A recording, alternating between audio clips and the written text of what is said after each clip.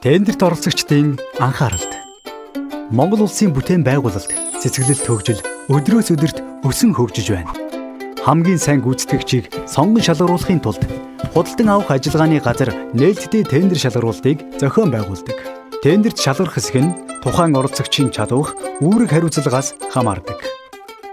Яагаад таны бэлтгэсэн тендер шалгарсангүй вэ? Магадгүй та тендер буюу саналаа дутуу боловсруулсан, эсвэл зарим нэг зайлшгүй шаардлагатай зүйлсийг орхигдуулсан байх. Тендерт оролцогчид дараах алдааг түгээмэл гаргадаг. Үүнд шаардлага хангасан тендерийн баталгаа ирүүлээгүй, татварын өртөө байх, ажиллах хүчний болон тоног төхөөрөмжийн талаарх мэдээлэлээ нотолсон баримт ирүүлээгүй, аудитор баталгаажуулсан санхүүгийн тайлан ирүүлээгүй, өмнө хийж гүйцэтгэсэн ижил төстэй ажлын туршлагыг нотлох баримт буюу гэрээ, ажил хүлээлтсэн акт ирүүлээгүй, санхүүгийн чадварыг илтгэсэн борлуулалтын орлогын хэмжээ хүрэхгүй, ажлын тоог хэмжээ, төсвийг эрх бүхий төсөвчнөөр баталгаажуулаагүй, тусгай зөвшөөрөл гэрчилгээний хугацаа дууссан, түргэн хөрвөх чадвартай хөрөнгө болон авах боломжтой зээлийн талаарх тодорхойлолт ирүүлээгүй, одоо гүйцэтгэж байгаа ажлын явцын тухай үнэн зөв мэдээлэл ирүүлээгүй.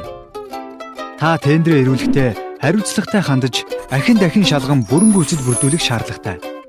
Ингэснээр таны шалгарах боломж нэмэгдэнэ. Тендер шалгаруулалтанд оролцохдоо хариуцлагатай хандцгаая.